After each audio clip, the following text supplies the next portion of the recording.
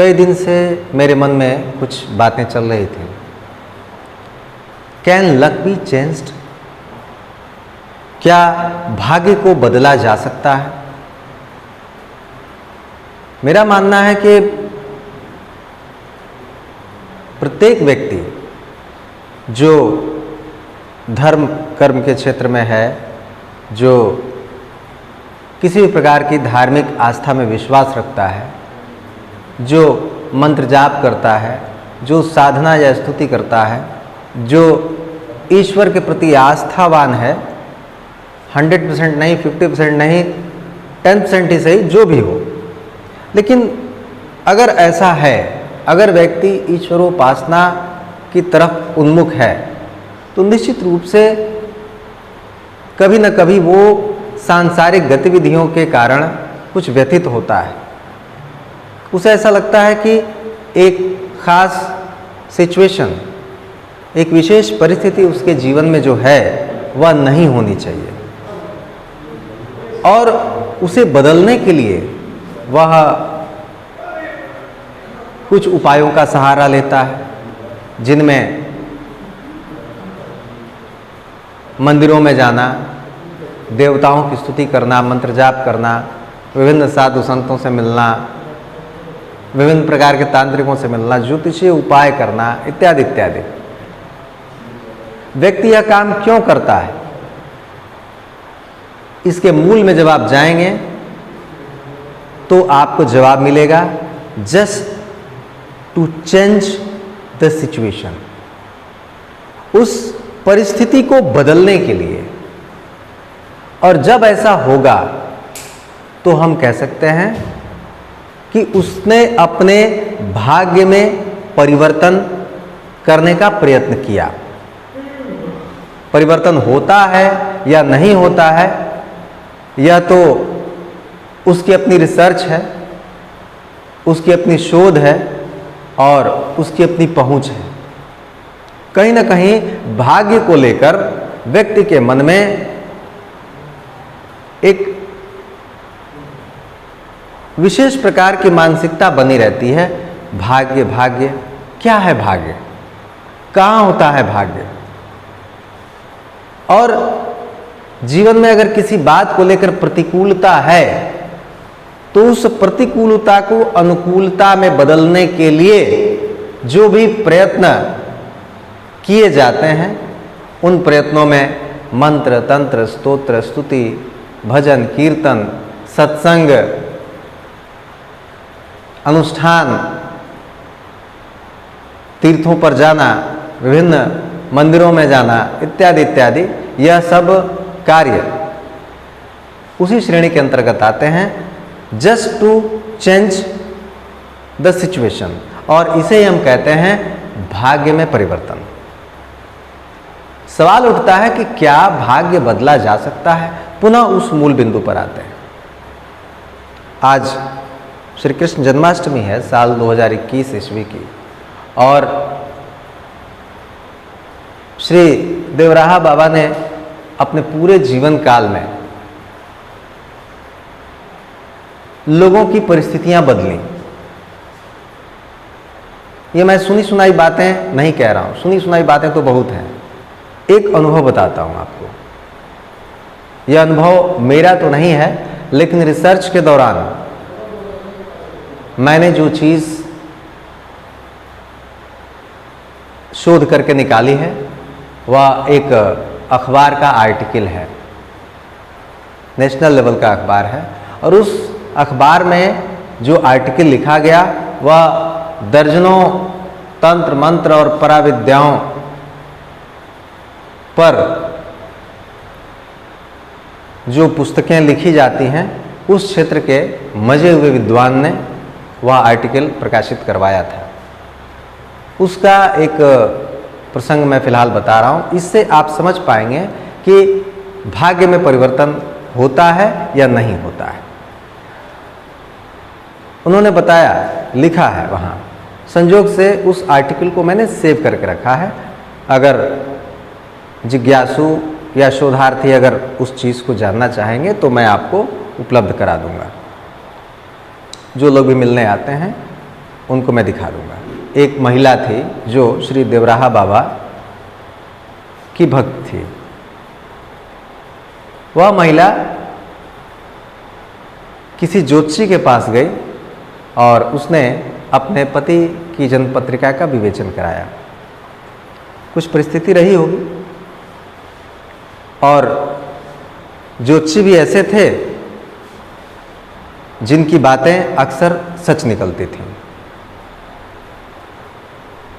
गई महिला और अपने पति की जन्म पत्रिका का विवेचन कराया।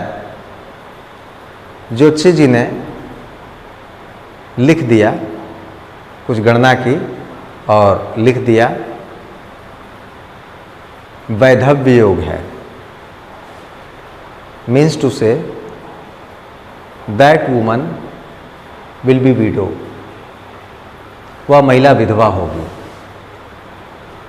दुर्घटना में पति के चले जाने का योग था, काल कवलित होने का योग था। अब ज्योतिषी की बातें सच निकलती थीं, उनका कैलकुलेशन, उनका गणित फेल नहीं होता था। वह महिला धर्मभीरू थी, वह घबरा गई और श्री देवराहा बाबा के पास पहुंची। किस स्थान पर पहुंची ये मुझे वहाँ पर यह वर्णन नहीं है, क्योंकि श्री देवराहा बाबा जहाँ अभी हम लोग खड़े हैं उत्तर प्रदेश के देवरिया जनपद में, यहाँ पर भी बाबा रहते थे। अधिकतर साल में 8 महीने तो यहीं रहते थे और इसके बाद वाराणसी में गंगा नदी के उस पार रामनगर में भी कहीं रहते थे कुछ दिन, प्रयागराज में भी रहते थे, कुंभ के अवसर पर भी जाते थे और वृंदावन में भी रहते थे, लेकिन अधिकतर समय यहीं देवरिया में ही रहते थे। तो महिला जहाँ भी थी वहाँ गई देवराहा बाबा के पास और वहाँ उसने इस बात को कहा। भयभीत थी। देवराहा बाबा ने वजन पत्रिका ली, मांगी और महिला से बोले कि एक विशेष मंत्र बुलवाया उन्होंने। जन्म पत्रिका लेकर उस पर कुछ लिखने की गतिविधि की, उंगली से, अपनी उंगली से कुछ लिखने की गतिविधि की। और लिखने के बाद, हालांकि वैसा लिखा कुछ नहीं था, लेकिन जन्म पत्रिका का जो जन्म लग्न चक्र होता है ज्योतिषी जानते हैं, या ज्योतिष के जो जिज्ञासु हैं वो जानते हैं, और उस पर उन्होंने कुछ लिखने का उपक्रम किया। जन्म पत्रिका वापस कर दी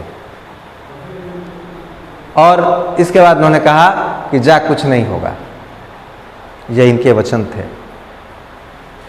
उस महिला के बारे में वर्णन है कि वह महिला जब अपना शरीर छोड़ रही थी, जब इस संसार से जा रही थी, उस समय उसका पति स्वस्थ अवस्था में उसकी आंखों के सामने था। अब इसको आप क्या कहेंगे? Is this not the changing of luck? क्या यह भाग्य में परिवर्तन नहीं है? अब सोचने वाली बात है कि भाग्य में परिवर्तन कौन कर सकता है? या तो ईश्वर, या फिर ऐसा व्यक्ति जो ईश्वर में लीन हो चुका हो। आप बाबा श्री के जो वीडियोस उपलब्ध हैं उसको सुनेंगे तो आपको स्पष्ट रूप से बाबा की वाणी सुनाई देगी। उसमें उन्होंने इस बात का स्पष्ट रूप से बता दिया है कि उनकी अवस्था ईश्वर लीन है। अवस्था का अर्थ आयु से भी है और स्थिति से भी है। जब भी उनसे उनकी आयु पूछी जाती थी, उनका कहना होता था कि ईश्वर लीन। समद समाना बूंद में, एक बूंद, पानी की एक बूंद, जब उसका स्वतंत्र अस्तित्व है तो पानी की एक बूंद है, लेकिन अगर वह समुद्र में गिर गई तो वह मात्र एक बूंद नहीं है, वह समुद्र हो जाती है। वैसे ही साधक जब साधना के उच्चतर सोपान को स्पर्श करते हुए सर्वोच्चता के शिखर पर आरूढ़ हो जाता है तो उसकी अवस्था ईश्वरलीन हो जाती है। बाबा श्री के साथ ये बात थी। इसलिए क्योंकि भाग्य में परिवर्तन ईश्वर ही कर सकता है और इस प्रकार अगर उस महिला के पति के भाग्य में परिवर्तन हुआ तो बिना ईश्वर के हो नहीं सकता। एक साधक, फिलहाल ज्योतिषी की बात करें, ज्योतिषी क्या कर सकता है? ज्योतिषी भाग्य नहीं बदल सकता। आप यूं समझ लें कि दूरबीन है, वह इन सामान्य आंखों पे लग जाती है तो वह दूर की वस्तु को देख पाती है।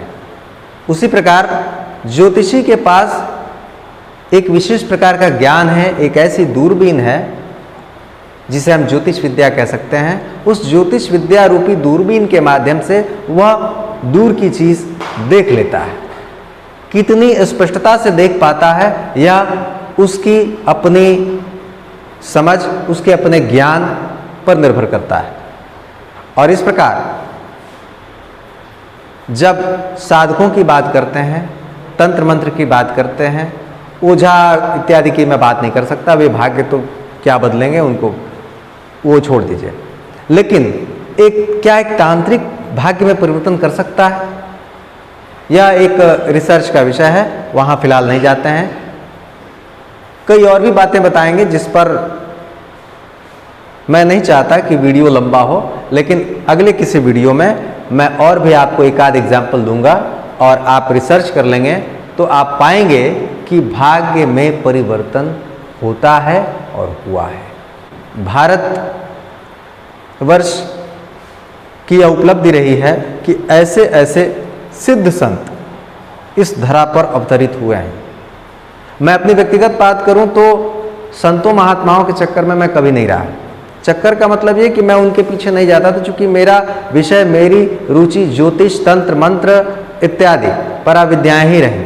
लेकिन बात अगर देवराहा बाबा जी की है तो ये सिर्फ संत नहीं थे बल्कि सिद्ध संत थे।